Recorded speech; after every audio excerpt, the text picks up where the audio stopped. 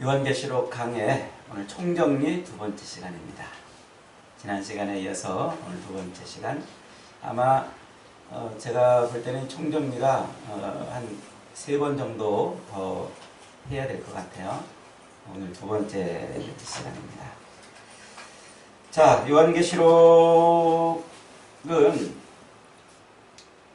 다시 오실 예수님을 이야기한다고 그랬죠. 예수님이 반드시 다시 오신다. 그 세상에 예수님이 다시 오신다는 이 믿음, 마라나타, 아멘 주 예수여 오시옵소서라는 이 믿음을 갖고 사는 사람이 사실 그렇게 많지 않아요. 많지 않아요. 제 자신도 가끔 가다가 설마 주님이 오시겠어? 이런 생각을 많이 해요. 부끄럽게도. 언제 오실지 모른다고 그랬잖아요. 도적같이 느닷없이 그렇게 오신다고 그랬잖아요. 그러니까 그 믿음 갖고 살아야 돼요. 그 믿음 갖고 예수님을 기다리며 말세를 사는 성도들의 이야기가 요한계시록이란 말이에요. 그래서 이 요한계시록은 말세를 언제부터 언제까지? 예수님이 이 땅에 오신 초림부터 마지막 다시 오실 재림 때까지 그 전 기간을 말세라고 이렇게 설명을 하고 있다고 그랬어요. 그런데 동시에 이중적인 의미로 그 말세 기간 동안에 태어나서 죽는 그 사람 인생 자체, 그 자체가 말세란 말이에요. 그 우리 인생 자체가 말세란 말이에요. 내가 1999년, 2000년, 2010년, 2020년 이 시간을 살아내기 때문에, 이 말세의 시간을 살아내기 때문에 말세 인생이 아니고 내 인생 자체가 태어나서 다시 죽을 때까지 그 인생 자체가 말세란 말이에요. 말세. 그걸 잊어버리지 말아라. 계시록은 계속해서 이런 표현, 저런 표현으로 우리에게 설명을 해주고 있다고 그랬어요. 자, 그래서 그 말세의 그 기간 동안은 끊임없이 우리가 전쟁을 치러내야 되는 기간이라고 했어요. 싸우는 기간이라는 거죠. 무슨 싸움? 영적인 싸움. 그래서 이 말세는 끊임없이 마귀가 우리를 공격을 한단 말이에요. 우리가 이제 다음 시간쯤 한 번 더 살펴보겠습니다만은 마귀, 사탄이죠. 언제 사탄이고 언제 마귀 이렇게 표현이 될까요? 성경에서? 성경에서 이 사탄과 마귀는 동일한 존재예요. 같은 존재를 어떤 때는 사탄이라고 표현하고 어떤 때는 마귀라고 표현을 해요. 하나님과 하나님의 권능에 도전하고 대적하는 자로 등장할 때는 사탄이라고 등장을 해요. 우리 인간을 대적하고 인간을 공격하고 인간을 넘어뜨리는 존재로 등장할 때는 마귀라고 등장을 해요. 그래서 예수님이 이 땅에 오셔서 40일 동안 금식하신 이후에 그 마귀의 유혹을 받잖아요. 사탄의 유혹을 받는 것이 아니라 마귀의 유혹을 받는다고 성경이 표현하고 있죠. 예수님이 완전한 인간으로 시험을 받으셨다는 얘기예요. 그렇게 사탄으로 때로는 마귀로 등장하는 이 존재는 동일한 존재인데, 그 마귀가 우리를 공격할 때 우리에게 전쟁을 선포하고 우리를 공격하는데 그 목적은 하나밖에 없어요. 하나님에게서 우리를 떼어놓는 거예요. 하나님에게서 우리를 떼어놓고 우리가 하나님 아닌 다른 것을 신처럼 여기고 하나님처럼 의지하고 살게 하는 거예요. 그래서 기도하지 않고 예배드리지 않고 말씀 붙들고 살지 않고 예수 그리스도를 내팽개치며 살도록 하는 공격, 그 공격을 우리가 막아내고 그 전쟁으로부터 이겨야 되는 그 영적인 싸움을 싸우는 시대란 말이에요. 그 시기, 내 인생 자체가 그렇다는 말이에요. 끊임없이 공격을 해요. 그 마귀를 이 요한계시록에서는 그 마귀와 사탄을 요한계시록에서는 뭐라고 표현하고 있어요? 용이라는 말로 표현을 하고 있단 말이에요. 은유적인 표현이에요. 용. 그 용이라고 표현을 하면서 그 용을 다른 각도에서 뭐라고 표현하고 있다고요? 바벨론이라고 이렇게 표현하고 있단 말이에요. 그 용, 바벨론. 그래서 그 용이 우리를 공격할 때, 이 말세를 사는 우리 성도들을 공격할 때 용이 직접 나타나서 공격하지 않아요. 예전에 한번 설명드렸죠? 마귀는 영적인 존재란 말이에요. 사탄은 영적인 존재란 말이에요. 그래서 거의 하나님과 방불할 정도로 모든 것을 다 알아요. 마귀가 모르는 게 어디 있겠어요. 다 안단 말이죠.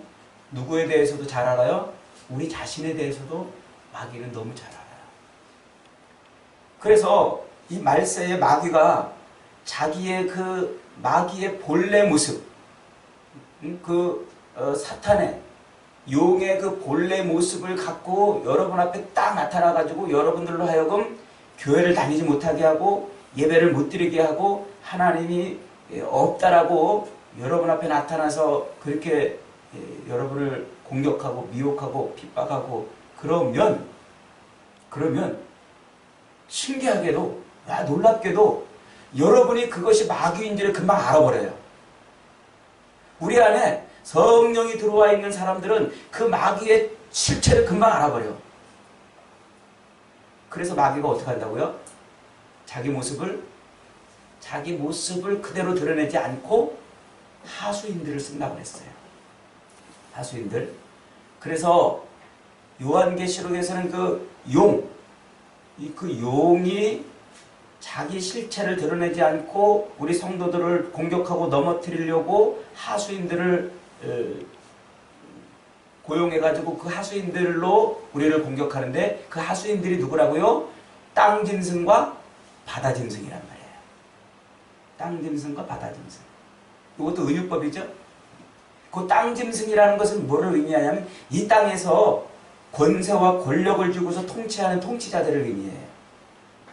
힘 있는 자들, 권세를 주고 권력을 가지고 그래서 이 땅을 지배하고 통치하는 그 통치자들을 말해요. 옛날에 황제들이나 왕들이나 요즘에 권력자들 이런 사람들을 의미한단 말이에요. 그게 땅짐승이에요. 그리고 또 두 번째는 어떤 하수인? 바다짐승. 이 바다짐승들은 거짓 선지자들과 종교와 사상과 철학과 신념과 문화와 이런 것들을 말하는 거예요. 그러니까 사상적, 문화적, 또 종교적, 또 철학적 그런 어떤 힘, 그걸 말하는 거예요. 그게 바다짐승이에요. 그 땅짐승과 바다짐승이 그렇게 용의 하수인이 돼가지고 우리를 공격을 해요. 그런데 그 땅짐승과 바다짐승이 용의 하수인이 돼가지고 우리를 공격하는데 공격하는 이 실체를 뭐라고 이 가상의 실체를 뭐라고 표현하냐면 바벨론이라 이렇게 표현한단 말이에요. 이 그림이 눈에 보이시나요? 사탄, 마귀. 그 마귀가 우리를 공격하는데 직접 자기 실체를 그대로 드러내지 않고 통치자들을, 하수인들을 쓴단 말이에요. 그래서 땅짐승과 바다짐승을 하수인으로 써요. 그런데 그 땅짐승과 바다짐승이 우리를 공격하는 그 공격의 어떤 양태, 모습, 이것을 뭐라고 표현한다고요? 바벨론이라고 표현한단 말이에요. 다 은유법이에요. 그래서 계시록을 전부 메타포로 쓰고 있단 말이에요. 그러니까 이 바벨론이 실제는 누구를 지금 말하는 거예요? 바벨론이 이 마귀, 사탄을 말하는 그 용어란 말이에요. 그래서 이 바벨론이 성도를 공격하는 거예요. 교회를 핍박하고 성도를 공격해요. 그런데 이 바벨론이 모습을 여러 가지로 바꿔요. 이제 다음 시간에 좀 더 자세하게 설명합니다만 여러 모습, 음녀의 모습으로도 등장을 하기도 하고 또는 아주 그 핍박자의 모습으로 등장도 하기도 하고 말이죠. 자, 이 근데 왜 성경은 도대체 이 마귀를, 사탄을 왜 바벨론이라는 이 가상의 존재로 지금 우리 성도를 공격하는 존재를 바벨론이라고 지금 표현을 하고 있느냐, 왜 그런 존재로 표현을 하고 있느냐는 거죠. 왜 그렇다고요? 바벨론이 실제 이스라엘 역사 속에서 얼마나 이스라엘을 핍박하고 공격했는지 이스라엘 백성들은 너무나 잘 알아요. 특별히 유다 백성들은 그 바벨론의 그 잔악성을 이미 몸으로 체득한 사람들 아닙니까? 그래서 BC 586년에 유다가 멸망할 때 느부갓네살에 의해서 이 유다가 이제 멸망하던 그때 이 바벨론은 아주 잔혹하고 아주 잔악하게 유다를 공격했어요. 성전을 파괴시킨 것은 물론이거니와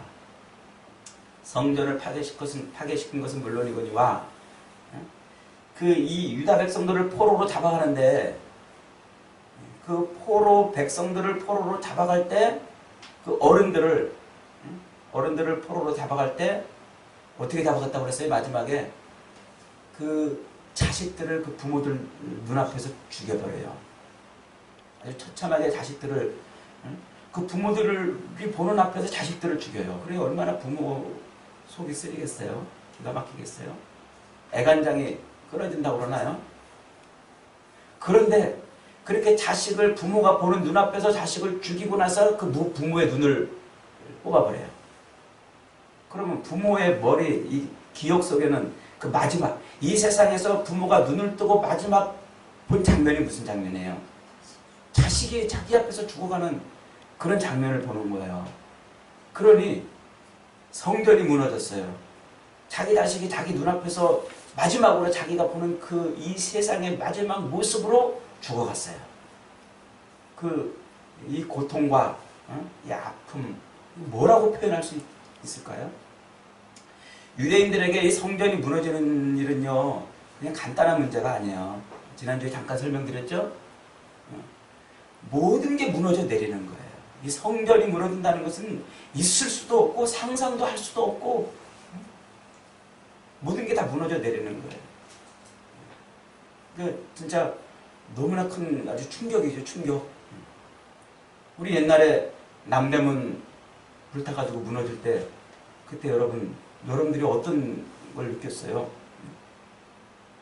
막 안타까웠잖아요. 그래서 인터넷에 그 댓글들 쫙 어마어마하게 달렸는데 그 댓글들의 대부분이 우리나라 국군이 이제 쇠해갔다는 거예요. 이 나라가 망할 징조라는 거예요. 이제 막 이런 글들이 천뜩 올라왔어요. 그 남대문이 뭐길래 남대문 무너진다고 우리나라가 이제 국군이 쇠하고 나라가 망할 징조라고 그런 표현을 쓸까요? 그 남대문이 우리 국민들 마음속에 상징적인 어떤 그런 뭔가를 주고 있었던 거예요. 그게 아무것도 아닌데 그게 주고 있었어요. 그런데 성전은 실제로 이스라엘 백성들이 1년에 적어도 3차례씩 올라가서 거기서 제사를 드리고 그 성전을 통해서 하나님을 만나고 하나님을 경험하고 죄 용서함을 받는 바로 그런 장소였잖아요. 그러니까 그냥 늘 지나다니다가 쳐다보는 그 남대문, 역사성을 갖고 있는 그 남대문 무너지는 것보다도 훨씬 더 충격은 이거 말할 수 없이 오는 거예요. 그러니까 유대인들이 기억하는 그 바벨론은 치를 떠는 거예요. 치를 떠는 거예요. 그 역사적 체험을 계시록에서 메타포로 쓰고 있는 거예요. 바벨론이 그렇게 공격한다는 거예요. 그렇게 공격한다. 그러니까 우리 대한민국 사람들은 이 성경을 읽을 때 별로 그렇게 감흥이 오지 않지만은 이런 것에 대한 이렇게 어떤 그 말씀을 읽어도 그렇게 막 가슴에 피부에 와닿는 말씀이 아니지만 유대인들에게는 이것이 정말 당장 눈앞에서 현실처럼 벌어지는 그런 일들로 다가오는 거예요. 그게 지금 계시록에 지금 마귀 사탄을 바벨론이라고 표현하고 있는 그런 이유란 말이죠. 그 바벨론이 공격을 하는 거예요. 그래서 그 바벨론이 공격하는 그 역사적 체험들을 떠올린다면 지금 이 마지막 시대 이 예수님이 다시 오실 이때를 믿음으로 버티며 살아야 되는 우리 성도들은 어떻게 해야 돼요? 진짜 정신을 차릴 수밖에 없는, 진짜 정신을 차릴 수밖에 없는 때라는 거죠. 그런 의미에서 영적인 전쟁이라고 지금 그렇게 쓰고 있는 거예요. 자, 그래서 이 말세의 기간 동안은 치열하게 영적인 싸움을 싸우는데 이 말세를 계시록은 총 7가지 표현으로 우리에게 설명해주고 있다고 그랬죠? 자, 그게 뭡니까? 첫째, 말세는 전쟁이다. 그래서 전쟁이 네 개가 나와요. 이 하늘전쟁, 땅전쟁, 광야전쟁, 그리고 최후전쟁. 이 4개의 전쟁이 계시록에 등장한다는 말이에요. 하늘전쟁, 땅전쟁, 광야전쟁, 말세, 최후전쟁. 하늘전쟁과 땅전쟁은 같은 전쟁이고 그 결과로 일어나는 것이 광야전쟁이고 마지막 주님 재림하시기 직전에 마지막 전쟁이 하나 일어나요. 다음 시간에 자세하게 또 설명드립니다. 이미 우리가 공부를 다 했지만 이 마지막 전쟁은 진짜 이 세대주의자들이 말하는 것처럼 마지막 7년 대환란 후 3년 반에 심한 환란이 있으면서 곡과 마곡의 전쟁이 일어나는 것이 아니라고 그랬어요.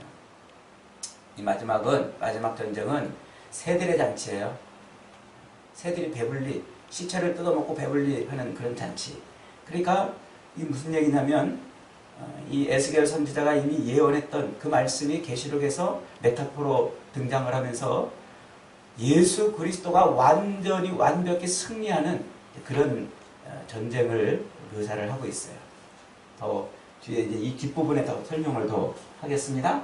자, 그 다음에 말세는 뭐라고요? 출애굽. 그러니까 우리 인생 자체가 지금 애굽에서 나오는 때예요. 애굽에서 나와가지고 그래서 광야를 가고 있는 거예요. 애굽에서 나올 때 그때 그 애굽에서 나올 수 있도록 해준 게 뭐예요? 어린 양의 피란 말이에요. 그래서 우리 인생은 이 말세를 살아갈 때 우리 인생은 주님 다시 오시는 날까지 끊임없이 어린 양의 피를 뒤집어 써야 돼요. 십자가에서 흘리신 그 어린 양, 그 피를 늘 우리 마음에 발라야 된다고요.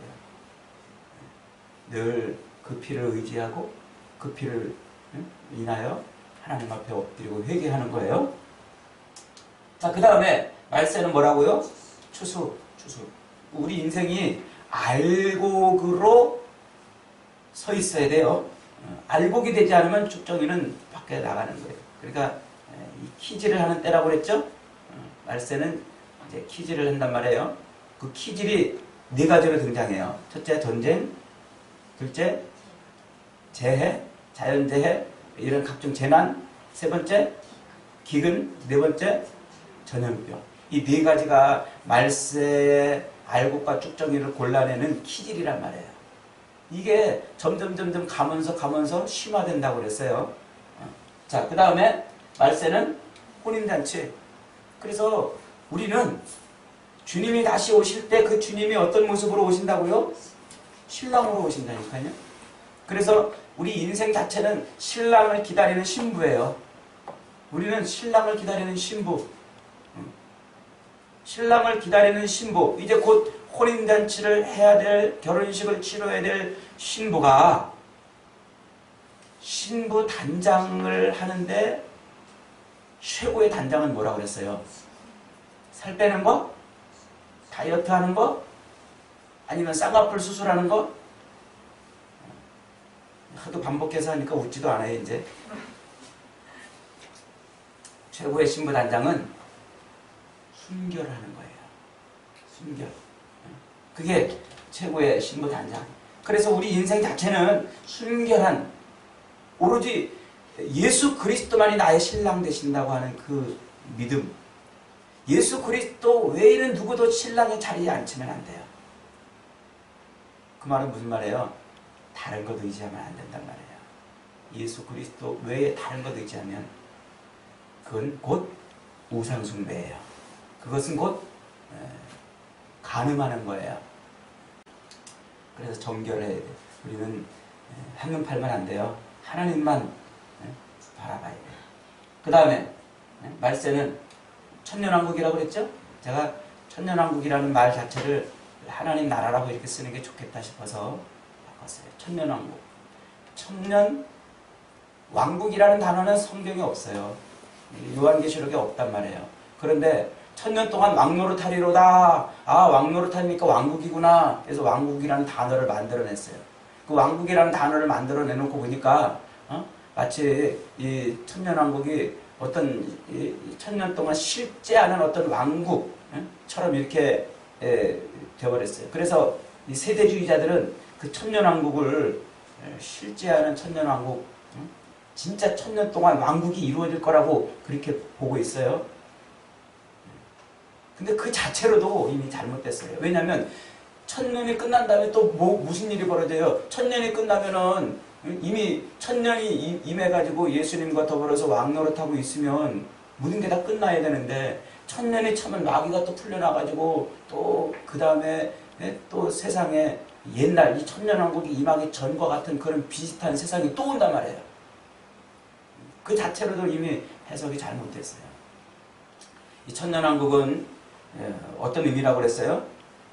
천이라는 것은 10 곱하기 10 곱하기 10이라는 그런 의미라고 그랬죠? 10은 유대인들에게 있어서 10은 충만한 수예요.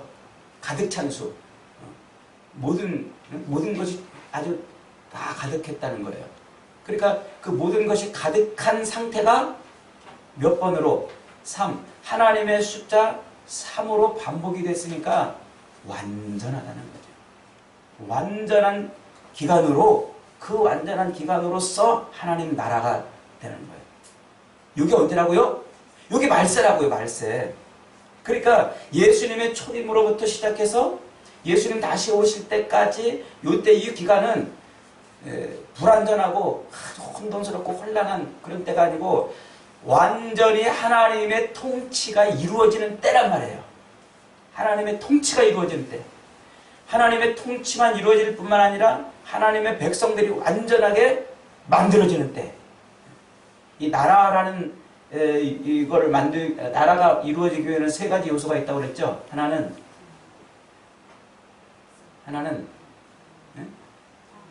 땅이 있어야 돼요. 땅.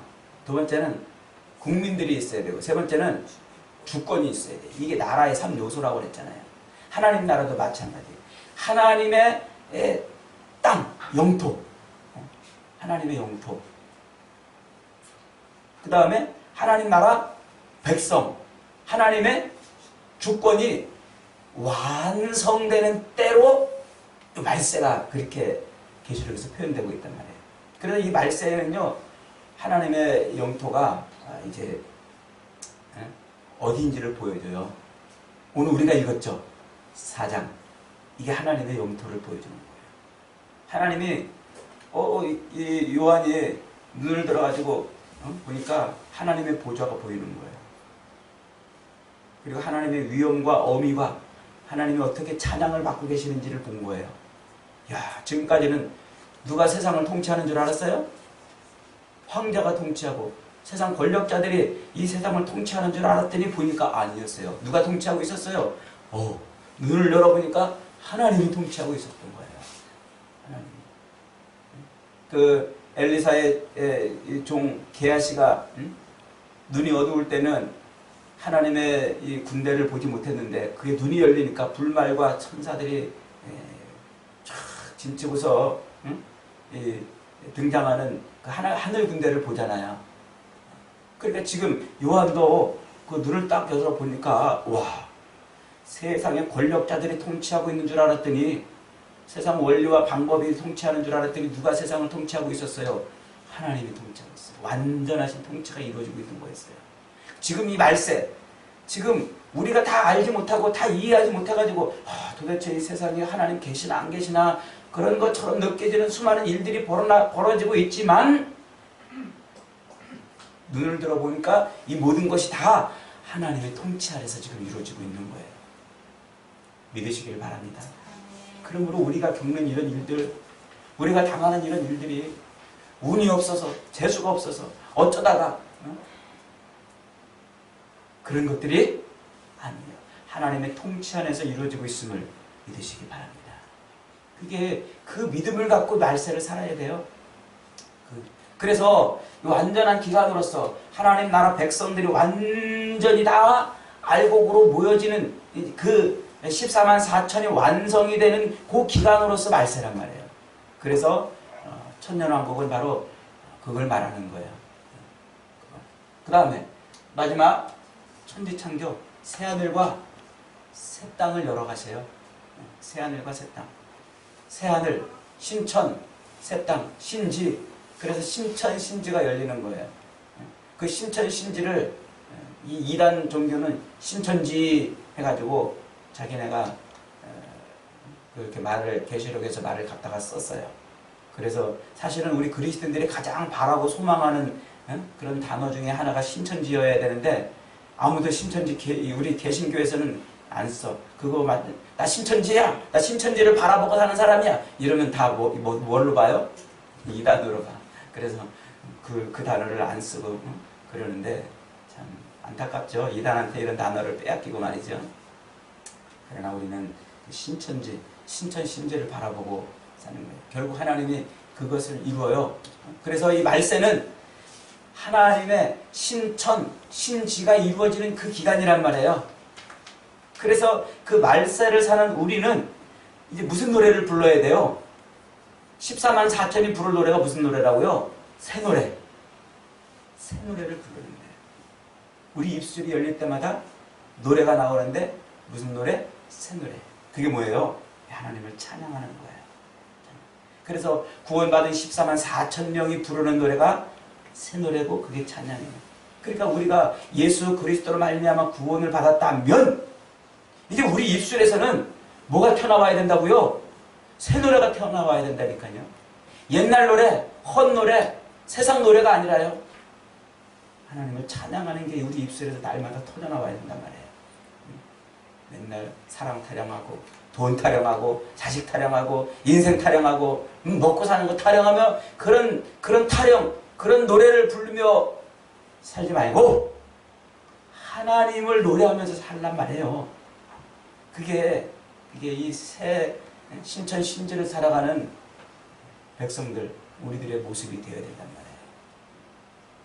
기분 좋으면 찬양 부르고 기분 안 좋으면 원망이 불평이 튀어나오는 그런 것은요 새 사람의 모습이 아니라는 거죠. 여러분 입술에서 찬송을 뺏기지 마세요. 찬양을 잃어버리지 마세요. 날마다 새 노래를 부르는 그런 말세를 살아가시기를 축원합니다. 자, 계시록을 크게 7덩어리 구조로 나눌 수 있다고 그랬죠? 자, 첫 번째는 1장부터 3장까지 서론적으로 계시록을 소개하고 있어요. 계시록이 어떤 성경인가? 어떤 성경인가를 소개하고 있고 2장과 3장에서는 7교회에 보내는 편지를 써냅니다. 그래서 2장과 3장은 모두 7교회를 향해서 이제 편지를 보내는데 자, 왜 꼭 7교회에다 보낸다고 그랬어요? 실제로 그 당시 교회가 7개만 있어서 그런 것이 아니고 7이라는 숫자를 지금 메타포로 쓰고 있는 거예요. 완전하다, 충분하다. 7교회 그러면 충분한 모든 교회를 말하는 거예요. 그러니까 모든 교회에 편지를 쓰는 거예요. 모든 교회. 그러니까 당연히 우리는 모든 교회에 편지를 써 보낸다 하는 이 말을 우리가 잘 이해해야 돼요. 무슨 말이냐면 에베소, 두아디라, 빌라델피아, 서머나 이런 교회들 각자 7교회의 편지를 하나씩 보내는 것이 아니고 2장과 3장에 등장하는 그 7교회가 곧 전체 교회란 말이에요. 각자에게 보내는 것이 아니고 우리 모두에게 다 보내는 완전하신 하나님의 말씀이란 말이에요. 그래서 그 교회에서 어떤 교회는 어떻고 어떤 교회는 어떻고 해서 그 칭찬받고 혹은 책망받는 그 모습이 그 교회 개별적인 그 교회 하나만 있는 것이 아니고 7교회 전체의 모습이 곧 우리 교회 지금 모습, 현재 교회의 모습이에요. 말세를 살고 있는 우리 현재 지금 우리 교회의 모습이라고요. 저와 여러분의 모습이란 말이에요. 그런데 그 모습 속에서 우리가 끝내 지향해야 될 곳이 뭐냐면 이기는 자에게는 생명의 면류관을 주리라는 이 말씀을 그 말씀이 각 교회 서신의 끝에 같이 등장해요. 이기는 자. 그러니까 우리는 이기는 자가 되어야 된다는 거예요. 이기는 자. 그러면서 무엇을 이기냐 하는 내용이 이제 4장부터 이어진다는 얘기입니다. 그래서 예수님과 교회와의 그 관계를 설명하는 것이 1장부터 3장까지고 4장부터 5장이 첫 번째 본론이에요. 아까 얘기 드렸죠? 요한이 눈을 딱 들어보니까 세상을 지금 누가 통치하고 있어요? 하나님이 통치하고 있다라는 얘기예요. 하나님. 이 세상을 지금 세상 하나님이 통치하고 있어요. 어쩌다 벌어지고 우연히 일어나는 일처럼 이런 일들, 이 코로나가 벌어지는 이런 것들도 다 이것이 하나님의 지금 섭리 가운데서 이루어지고 있단 말이에요. 그걸 우리가 다 이해할 수 없기 때문에 이 작은 바가지로 그걸 다 우리가 담아내고 이해할 수 없기 때문에 그래서 우연히 어떤 일이 벌어진 것처럼 그 우연이라는 단어로 자꾸 설명하려고 그러고 내 지식의 한계를 넘어섰기 때문에 우리가 그것을 어쩌다가 일어난 것이라고 표현을 하는 것이지 하나님의 말씀을 우리가 들여다보면 그렇게 표현할 수가 없어요. 모든 일은 다 하나님이 통치하고 지금 열어가시는 거예요. 그것이 4장의 하나님의 보좌에 대한 이야기라고 그랬죠. 자, 5장은 무슨 얘기입니까? 5장은 그 보좌를 딱 봤는데 그 보좌 옆에 누가 서 있어요? 어린 양이 서 있는 거예요. 어린 양. 어린 양이 누구예요? 예수님 아니십니까?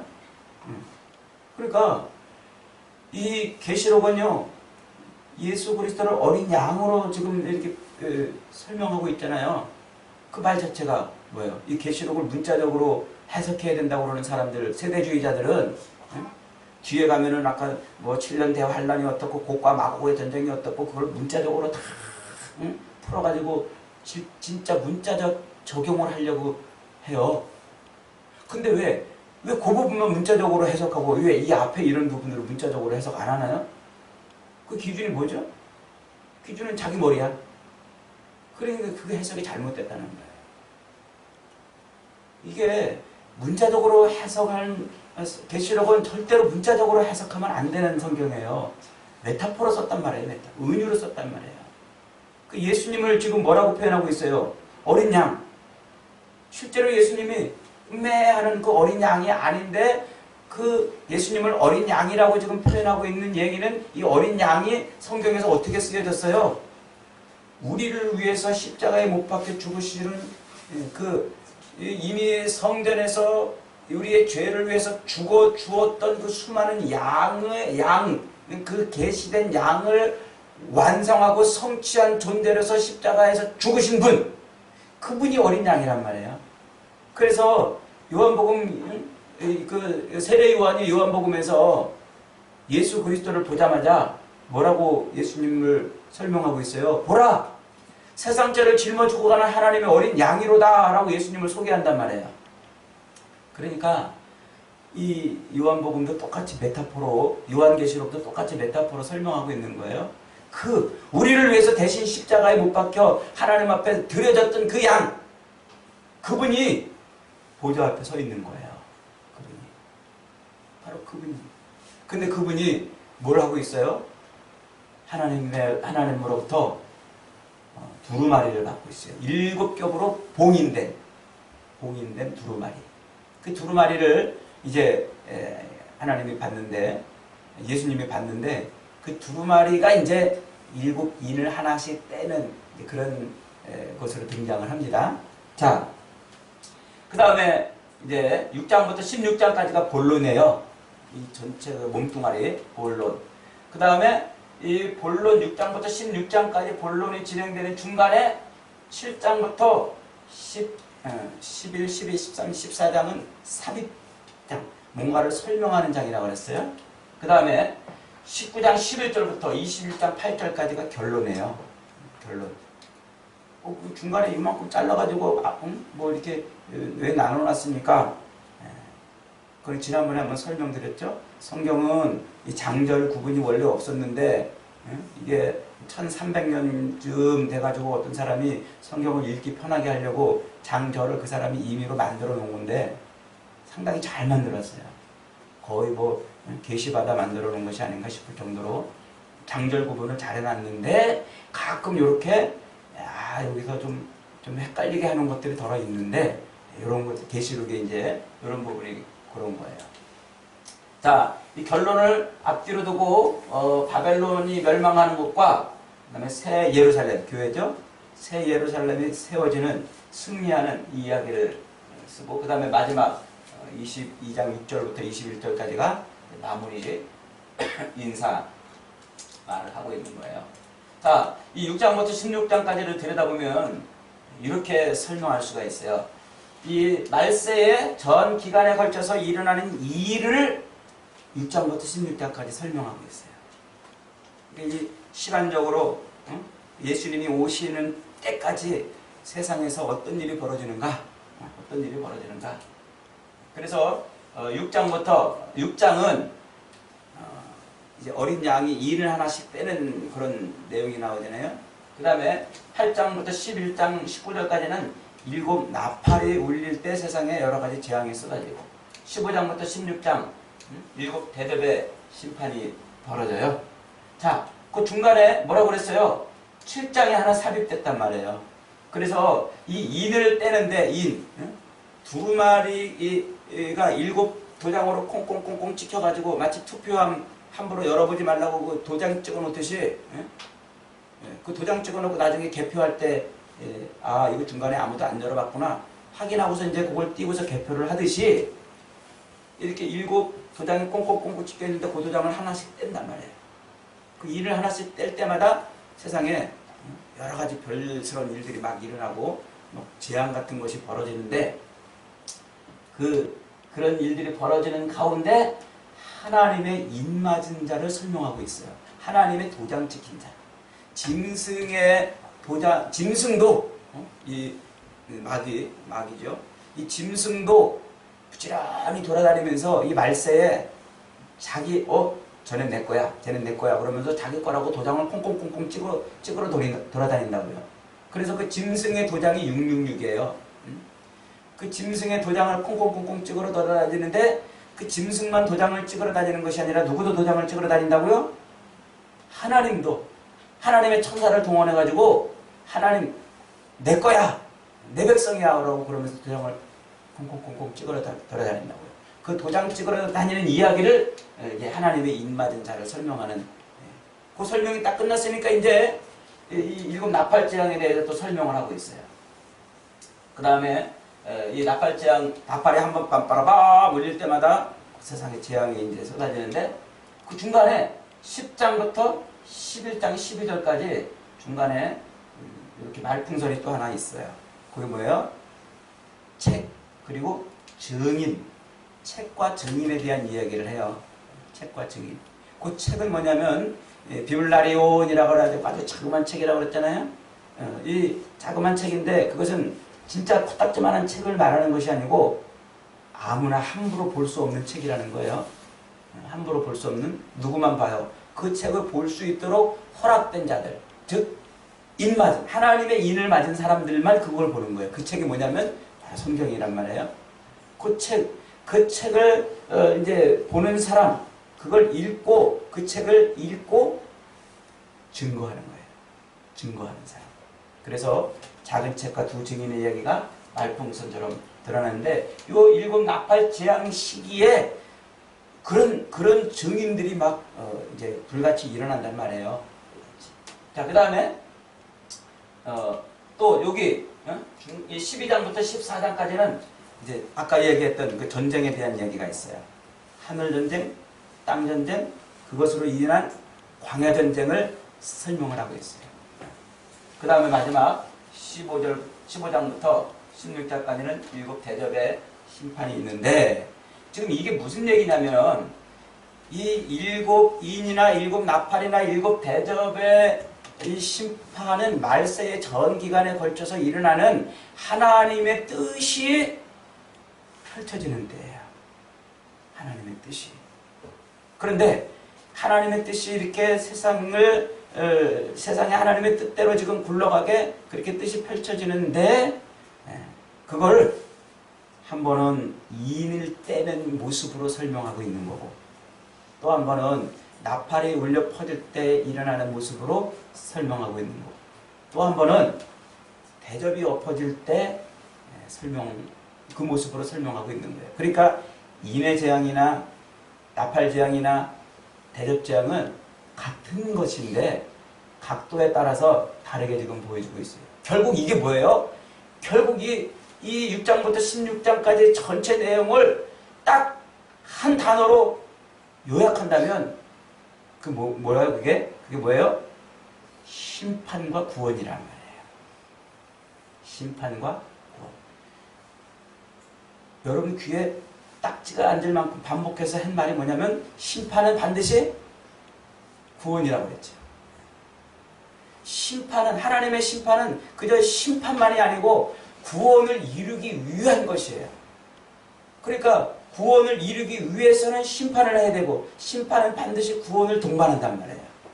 그러니까 이 말세의 전 기간에 일어나는 이 모든 일들은 다 지금 하나님이 세상을 뭐 하신다고요? 심판하시는 때란 말이에요. 근데 심판은 뭐예요? 곧 심판 자체가 뒤집으면 구원이라니까요. 그러니까 이 말세는 하나님이 지금 자기 백성을 구원하시려고 하는 때로구나. 그렇단 말이에요. 그걸 세상 사람들이 볼 때는 심판이 되는 거고 우리 믿는 사람들이 볼 때는 구원이 되는 거란 말이에요. 이 전 기간이 지금 그래요. 그래서 이 하나님의 백성들을 온전히 구원하기 위해서 하나님께서 네 가지를 가지고서 이 말세를 흔드신다고 그랬잖아요. 그 네 가지가 뭐라고 그랬어요? 첫째, 전쟁과 재난과 기근과 전염병 이런 것들이란 말이에요. 이게 시간이 가면 갈수록 점점 더 강해진다니까요. 주님 오실 때가 언제인지 모르지만 가까이 오면 올수록 이게 점점 세져요. 그러면 우리는 이제 주님이 가까이 왔구나. 정신을 차려야 되는 거예요. 여러분 요한계시록은 이렇게 쉬워요. 너무 쉬운데 이걸 문자적으로 자꾸 해석하려고 그러니까 삼천포로 빠지고 이상한 데로 빠지고 막 그러는 거예요. 우리 교회 홈페이지에 있는 계시록 설교를 자꾸 반복해서 들어보세요. 그러면 여러분 눈에 계시록이 환하게 눈으로 요한이 봤던 것처럼 이 말세가 보일 것입니다. 말세에 정말 하나님 말씀 붙들고 이 말씀 가지고 승리하는 저와 여러분 되시기를 주님의 이름으로 축원합니다. 아멘.